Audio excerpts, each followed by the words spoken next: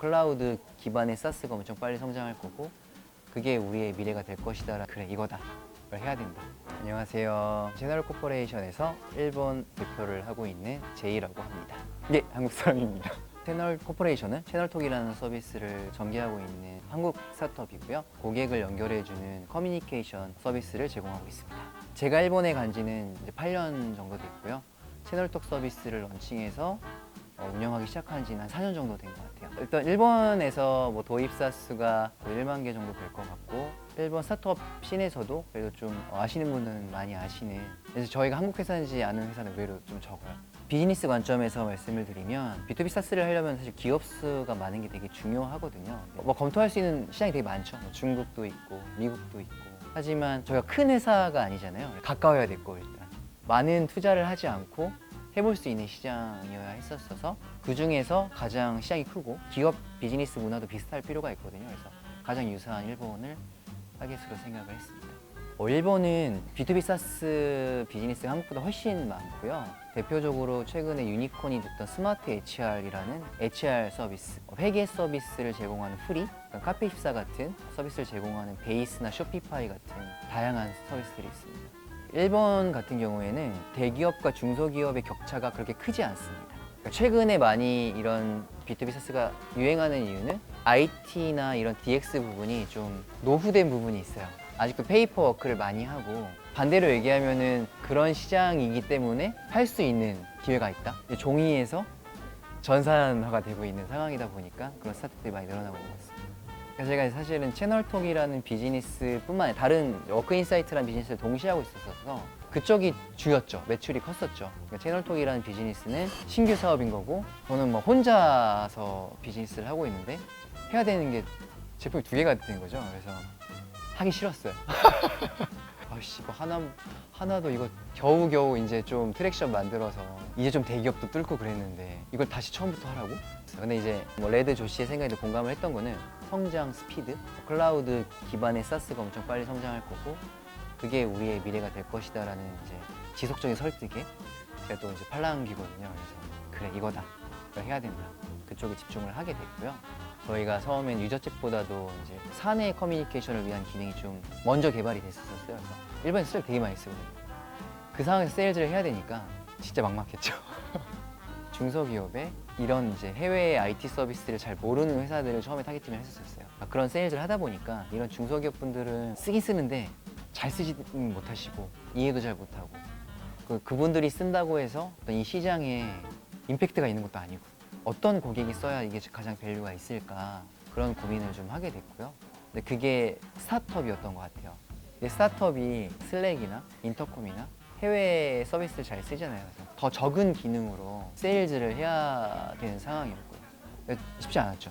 저희가 근데 몇 가지 그 무기가 있었는데요. 하나는 어떻게 하면 더 잘 쓸 수 있는지에 대한 커스텀 석세스를 제공을 할 수가 있었고요. 그리고 또 하나는 로컬라이즈. 미국 서비스가 굳이 영어에서 일본어를 지원을 하는 경우가 많지 않거든요. 우리가 일본어를 지원한다는 것도 되게 메리트였고요. 근데 가장 컸던 거는 신뢰였던 것 같아요. 신뢰라는 게 직접 만나서 우리는 이런 서비스고 우리는 고객과 대화하는 게 스타트업에게 정말 중요하다고 믿고 있고 우리가 그걸 안 해서 몇 번 망해봤고 당신들이 스타트업을 한다면 이렇게 고객들과 얘기하는 게 가장 중요하다. 그걸 돕겠다라는 메시지에 초기 스타트업들 분들이 이제 조금씩 늘어나기 시작했죠. 100개 고객사를 만드는 데까지 2년 정도 걸렸던 것 같아요.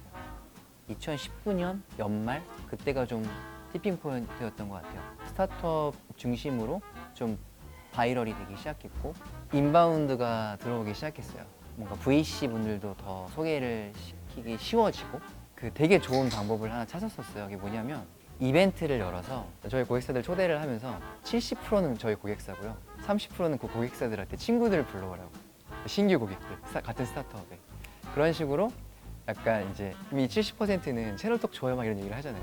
그 30%는 일단 관심이 가게 되고 되게 편하게 쓰게 되죠. 그 막 저희가 얘기하는 게 아니라 그 친구들이 한번 써봐. 아, 이거 진짜 좋아. 다들 좋다고 하는데 특히 일본은 그렇거든요. 다들 좋다고 하는데 나만 다른 거 쓰기도 좀 약간 뭐 이상한 건가? 그런 식으로 이제 개척이 됐었어요. 약간 일본의 원래 커뮤니티 자체가 기본적으로 건의가 있는 몇 개의 커뮤니티가 있어서 거기에 건의자분들이 오시고 그분들이 얘기하는 걸 듣기 위해서 이제 모이는 개념이었다면 저희는 정말 친구들이 모이는 약간 힙한 느낌의 커뮤니티를 만들었던 거죠. 그래서 막 그러니까 우리가 하는 미더은 규모와 그런 스테이지에 관계없이 모두 다 약간 페어하게 같이 얘기할 수 있는 자리다. 그게 되게 좋았거든요. 그러다가 코로나가 터졌죠. 처음엔 악재였는데 기회가 됐어요. 아까 이제 말씀드린 DX가 가속화되기 시작했어요. 온라인에서 무언가를 해야 된다라는 생각을 스타트업 이외 회사들도 좀 하기 시작했고요. 또 하나는 사실 일본은 세일즈가 너무나 당연한 세상이거든요. 스스로 찾아서 뭐를 가입하는 경우가 거의 없어요. 온라인으로 세일즈를 하게 된 거죠. 어쩔 수 없이. 그리고 막 줌이라는 그 서비스가 막 뉴스에서 나오기 시작한 거죠. 미디어들이 줌이라는 게 있다. 그러다 보니까 하루에 뭐 5건, 7건, 진짜 많이 할 때는 뭐 8건 이렇게 이제 미팅을 할 수 있었죠. 온라인이랑 오프라인의 세일즈 컨버전 좀 다른 것 같아요. 오프라인이 높습니다. 찾아와 줌에 대한 그런 고마움이 있잖아요. 오프라인이 좀 컨버전이 높은데 근데 온라인이 수가 압도적으로 높으니까 효율로 따지면 온라인이 좋았죠. 그리고 또 하나가 2C 서비스들에게 전체적으로 좀 생겼던 현상이 기본적으로는 광고로 성장을 하는 그런 시장이 막 형성되고 있었어요. 한국도 사실 옛날부터 그런 시장이 좀 있었었고 광고 경쟁이 심하니까 SNS 인플루언스 마케팅으로 넘어가는 그런 이미 꽤 진척된 근데 일본은 광고가 어느 정도 효율이 아직 나오고 있고 인플루언스 마케팅이 주목을 받기 시작하던 타이밍이었는데 오프라인 베이스의 회사들이 오프라인 매출이 막 꼬꾸라지는 거죠. 사람들이 나가질 않으니까 온라인을 해야 돼. 그럼 처음에 하는 건 다 광고잖아요. 사이트에 사람이 올 수 있게. 그 광고 로아스가 막 떨어지는 거죠. 로아스 계산도 안 하고 막 대기업들이 광고를 때리니까 난리가 난 거죠. 광고로 사람을 집객하는 게 이제 안 되는구나. 온 고객들을 전환시키거나 기존 고객들이 더 자주 사게 만들어야 된다라는 쪽으로 시선이 많이 갔죠. 코로나는 생각을 못했지만 결국 온라인 진출은 늘어날 것이고 광고율은 떨어질 것이고 그러면 전환율과 LTV가 중요해질 것이다 라는 얘기를 했었어요. 제가 그래서 그때 세미나 같은 데서 얘기할 때 2019년에 3년 후에 그렇게 될 것입니다 라고 했는데 그 다음에 그렇게 됐어요. 일본의 온라인은 기본적으로 매장을 하다가 온라인을 진출한 케이스가 많고요. 이미 뭔가 브랜드를 가지고 하던 분이 아니면 창업을 하기 쉽지가 않아요. 최근에 한국이나 중국으로부터 이렇게 구매를 해서 배송을 하는 비즈니스 모델이 한 4년 정도 전부터 좀 시작이 되긴 했죠. 온라인만 하시던 분들은 마케팅 전문가 분들이 많이 계세요. 그러니까 광고 이렇게 돌려서 효율을 내서 매출을 낼 수 있다. 아니면 뭐 SNS를 잘 운영해서 하면 된다. 그분들 고객을 잘 몰라요. 왜냐면은 만나본 적이 없으니까. 근데 그 오프라인을 베이스로 하시던 분들은 광고를 어떻게 해야 되는지도 잘 모르시고 사이트를 어떻게 만들어야 되는지 잘 모르시고 뭐 결제를 어떻게 하는지 잘 모르시지만 고객을 잘 알아요. 오프라인 하시던 분들이 온라인 진출하셔서 사이트만 조금 잘 만들어 놓으시면 진짜 잘하세요. 그 마인드가 고객에게 좋은 접객을 해야 된다라는 게 기본적으로 있으세요. 세일즈 메시지가 물론 고객의 목소리를 들어야 된다라지만 고객 문의가 너무 많으면 효율화해야 되는 니즈가 있잖아요. 오히려 그런 오프라인 베이스로 하시던 분들 만나면 저희는 효율화 관심 없어요. 저희는 고객이랑 얘기하는 게 되게 중요하고요. 저희는 VIP를 만드는 게 핵심이라고 생각해요. 라는 마인드가 있으세요. 그러니까 채널2에 너무 잘 맞는 거죠. 일본 문화 자체가 고객을 소중히 하는 문화가 이미 있었기 때문에 D2C 브랜드나 오히려 스타트업들 같은 경우에는 그 중요하다라는 온라인부터 맞춰야 하는 상황이었는데 오히려 약간 조금 레거시한 회사들은 그 마인드가 있으셨던 거죠. 100년 우리가 어떻게 100년을 버텨왔냐. 고객이 있어서다. 약간 이런 이제 생각이 있으셨던 거죠. 저희가 초기 고객을 획득하기 위해서 물론 지인을 통해서 소개를 받는 지인이 거의 없었거든요. 아웃바운드 세일즈를 해야 되는데 안 만나주잖아요. 마케팅으로 그러면은 인바운드가 늘어났냐. 리드 획득 단가가 100만 원? 막 이런 거예요. 100만 원짜리 고객이고 이 만나주는 게 100만 원짜리 기회인 거예요. 그래서 이분들을 만날 때 우리가 정말 당신을 만나서 너무 감사하다. 꼭 세일즈뿐만이 아니라 그냥 여러 의견을 듣고 싶고 우리 생각에 대한 피드백도 듣고 싶고 또 우리도 해줄 수 있는 그런 얘기들이 있으면 최대한 도와드리겠다. 선물을 만들었어요. 옷도 놓고 스티커도 놓고 장인이 만든 기파개도 놓고 기파개가 막 3만 원짜리 그런 기파개를 넣었어요. 기파개는 뭐예요? 저희는 고객의 소리를 듣는 게 너무 중요하다고 생각을 해요. 그래서 저희도 이렇게 고객의 소리를 들으러 왔어요.